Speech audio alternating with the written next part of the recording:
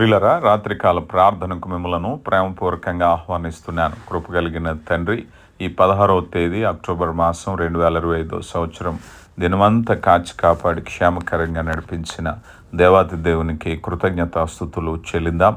ముందుగా వాక్యాన్ని ధ్యానించుకుందాం. నిర్గమకాండ గ్రంథం 14వ అధ్యాయము 14వ వచనం. యెహోవా మీ పక్షమున యుద్ధము చేయును, మీరు ఊరకయ్యి ఉండవలనని ప్రజలతో చెప్పాను. ప్రియులరా, ఇశ్రాయేలీలు ఎర్ర సముద్రం దగ్గర చిక్కుకుపోయారు. ముందు సముద్రము, వెనుక ఫరో సైన్యము. పారిపోవటానికి దారి లేదు. ఆ భయంకర సమయంలో దేవుడు మోషేతో చెప్పిన మాట, యెహోవా మీ పక్షమున యుద్ధము చేయును, మీరు ఊరకయ్యి ఉండవలనను. దేవుడు మన పక్షంగా ఉన్నప్పుడు మనం ఆందోళన చెందవలసిన అవసరం లేదు. మన చేతుల్లో ఏమున్నా లేకపోయినా మన పక్షాన దేవుడు స్వయంగా యుద్ధరంగంలో దిగారు. నీకోసం ఎవరు యుద్ధం చేస్తారు? ఒంటరితనంతో ఉన్నావా? నీ పక్షంగా మాట్లాడేవారు ఎవరు లేరనుకుంటున్నావా? నీకు విరోధంగా ఉన్నవారు అందరూ ఏకమైపోయి నిన్ను ఒంటరిగా చేసి నీ పక్షాన్ని వాదించేవారు, నీ పక్షాన్ని మాట్లాడేవారు. నీకెవరైనా సహాయం చేసేవాళ్ళు లేరా?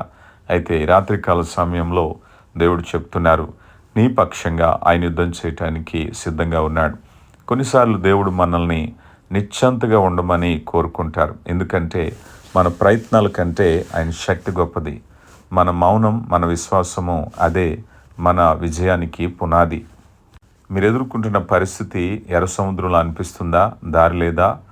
ఆశ లేదా? వెనక శత్రువులు ఉన్నారా? దేవుడు చెప్తున్నాడు, నువ్వు నిశ్శబ్దంగా ఊరుకో. నీ పక్షాన యుద్ధం చేయటానికి ఆయన ఇష్టపడుతున్నాడు. మీరు మౌనంగా ఉన్నప్పుడు దేవుడు మాట్లాడతారు. మనం ఎప్పుడైతే మౌనంగా ఉన్నామో దేవుడు మాట్లాడడానికి ఇష్టపడతారు. మీరు ఆగినప్పుడు దేవుడు కదిలిస్తారు. మీరు విశ్వసించినప్పుడు అద్భుతాలు జరుగుతాయి. దేవుని కృప నిన్ను అంతగా ప్రేమించే దేవుని కలిగి ఉన్నావు.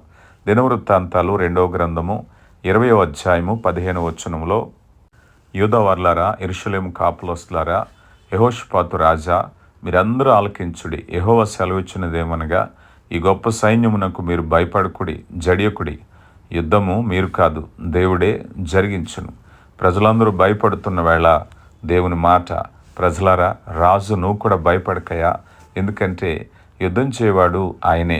ఈరోజు నువ్వు ఏ పోరాటం కోసం భయపడుతున్నావో దేవుడు చెప్తున్నారు, నువ్వు నిశ్చంతగా ఉండు, భయపడొద్దు. ఎందుకంటే యుద్ధము నీ పక్షంగా ఆయన జరిగించటానికి ఇష్టపడుతూ ఉన్నారు. 46వ సంకీర్తన 10వ చరణంలో కూడా, ఊరకుండుడి, నేనే దేవుడినని తెలుసుకునుడి. అన్యజనుల్లో నేను మహోన్నతుడు నగుదును, భూమి మీద నేను మహోన్నతుడను అగుదును అంటున్నారు. ఊరకుండుడి, నిశ్చంతగా ఉండుడి అనే మాట బైబిల్ గ్రంథంలో మనం చూస్తాం. ఎందుకంటే మనం ఆందోళన పడతాం, గాబరా పడతాం. కానీ దేవుడు అంటున్నారు, మీరు నిశ్చంతగా ఉండుడి.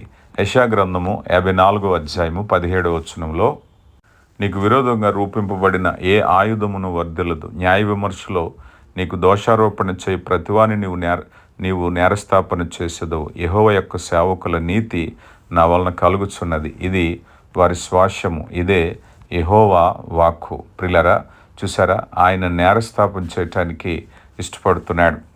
నీకు విరోధముగా రూపింపబడిన ఏ ఆయుధము కూడా వర్ధిల్లదు. ఏ పన్నాగము, ఏ ఆలోచన, ఏ గూడు పుటాని నీకు వ్యతిరేకంగా ఏది చేసినా అది నిలబడదని దేవుడు చెప్తూ ఉన్నారు. ప్రియులరా, దేవుని యొక్క ఆదరణ కలిగించే ధైర్యపు వాగ్దానాలు. రోమీయులకు రాయబడిన పత్రిక 8వ అధ్యాయము 31వ వచనంలో కూడా, ఇట్లుండగా ఏమందుము, దేవుడు మన పక్షమునుండగా మనకి విరోధైన వాడెవరు? కనుక ప్రియులరా, నువ్వు మౌనంగా ఉన్నప్పుడు దేవుడు నీతో మాట్లాడతారు. నువ్వు ఆగినప్పుడు ఆయన కదిలిస్తాడు. మీరు విశ్వసించినప్పుడు అద్భుతాలు చూస్తారు. కనుక దేవుడు నీ పక్షంగా యుద్ధం చేయటానికి ఇష్టపడుతున్నారు. విశ్వసిస్తున్నావా?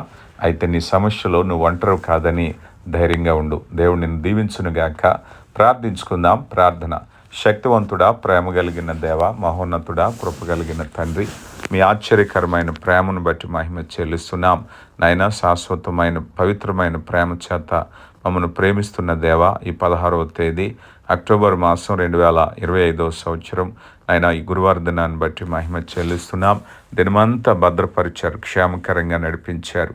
అయా, భౌతికమైన ఆత్మీయమైన అనేక మేళ్ళు ఆశీర్వాదాలతో నింపారు. రాత్రికాల సమయంలో విశ్రాంతికి ఉపక్రమిస్తుంటుండగా క్షేమకరమైన విశ్రాంతిని దయచేయండి. ఎటువంటి అలసట, బలహీనత, పీడకాలలో నిద్రలేమి దరిచేరకుండా ఆయన చక్కని విశ్రాంతిని దయచేయండి. ఏకీభవిస్తున్న బిడ్డలను దీవించండి అయా. కాలాలు సమయాలు మాకు అనుగ్రహిస్తున్న దేవా, మేమందరము జ్ఞానయుక్తంగా సమయాన్ని సద్వినియోగపరచుకుని మిమ్మల్ని సంతోషపెట్టే బిడ్డలుగా ఉండడానికి కృప దయచేయండి.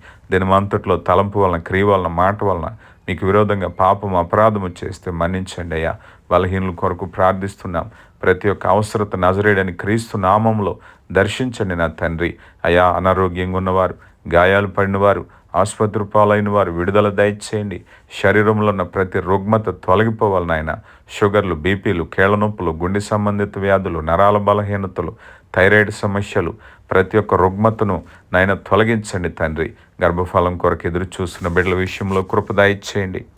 మనశ్శాంతి లేని వారిని దర్శించండి అయా. వ్యసనాలు బారిన పడిన వారికి విడుదల దయచేయండి. నెమ్మది లేని వారికి నెమ్మదిని దయచేయండి అయా. మా కుటుంబాలను దీవించండి. కుటుంబాల్లో నెమ్మదిని దయచేయండి అయా. కుటుంబాలు వాక్యం అనే పునాది మీద కట్టండి నా తండ్రి అయా. మా బిడ్డల చదువులు, ఉద్యోగ, వివాహ ప్రయత్నాల్లో మీరు ఉండండి. మా కుటుంబాల్లో ఆర్థిక రుణభారాలు తొలగిపోవాలి. మా కుటుంబాలు వాక్యం అనే పునాది మీద కట్టబడాలి. కలహాలు తొలగిపోవాలి, వ్యసనాలు తొలగిపోవాలి అయా. మీ కృప చేత మీ చిత్తాన్ని జరిగించే కుటుంబాలుగా ఉండాలి అయా. ఇదిగో నేను చదువుకునే బిడ్డలకు జ్ఞానం, జ్ఞాపక శక్తిని దయచేయండి.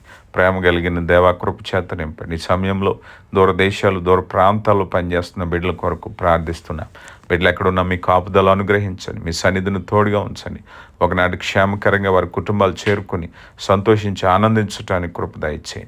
మహోన్నతుడ, మీ ప్రేమను బట్టి వందనాలు.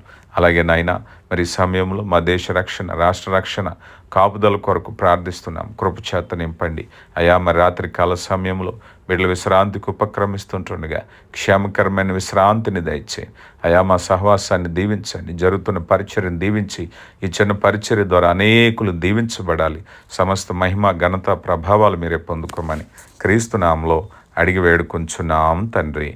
ఆమెన్.